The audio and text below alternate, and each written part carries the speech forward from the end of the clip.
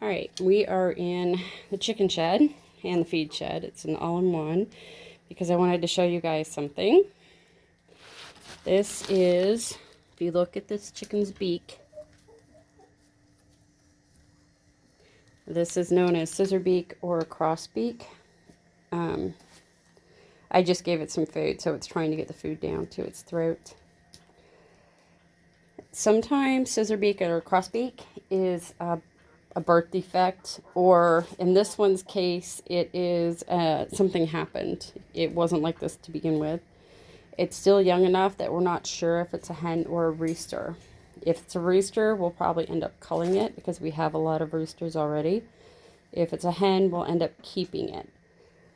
The problem is with crossbeak chicks, or chickens, they have to have a little bit of special care from the others. The others get a different kind of feed. But what we have to do with this one is it's a wet crumble. They handle crumble easier, and some chickens will learn to scoop with their bottom beak, the bottom half of the beak. Unfortunately, if you can watch this one, her bottom beak, or its bottom beak is very loose. We thought it was dislocated, and we tried to put it back into place, but it wouldn't stay. So we don't know what happened, but it was definitely an accident.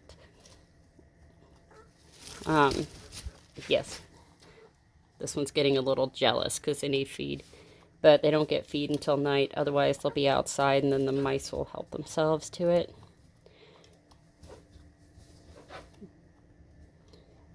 The bottom beak on this one, the bottom half of the beak is very, very loose.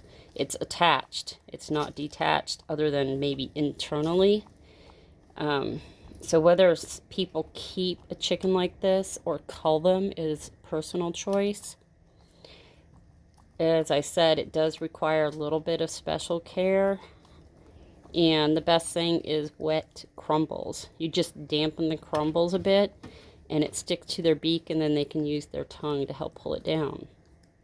Which, I don't know if you can see, that tongue is coming out, trying to lick it off the beak. This one was starving to death, which is why we started this. If it's a rooster, we'll probably cull, because we have a lot of roosters right now. But if it's a hen, we'll probably feed it specially. But, alright, that's enough for now. It's really, really hot in the shed. The other issue with crossbeak chickens is chickens will rub their beaks on the ground to kind of sand them down, if you will, like that one just did. But this one may not be able to do that. So we will be getting dog nail clippers are good for this. And it's just like trimming a fingernail. You just trim off a little bit at the tip to help keep it from getting overgrown. It wants its feed back again. Let me put this away so it realizes I don't have it. Someone's like, give me my food back. As you can tell, it's in good health otherwise. So, yeah, as I said, if it's a rooster, we'll probably end up culling it. Because we have like 10 roosters right now. Seriously. We have 5 or 6. We have 6 black Spanish roosters. We have our regular rooster. And then out of the new batch, I count 1, 2, I'm pretty sure this one's a rooster. 3, possibly 4 roosters out of the chickens we just hatched. So we'll see what happens with this one. But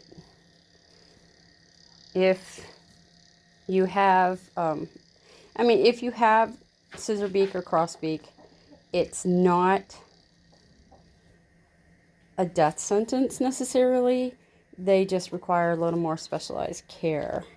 So, which is why if it's a hen, since we have a shortage of hens right now, we'll probably keep her.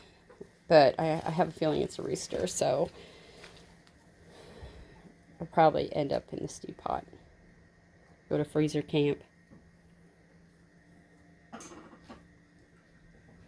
The fun side is now that it's when it sees me coming, it's like I'm getting fed, which isn't always true, but we'll see how it goes.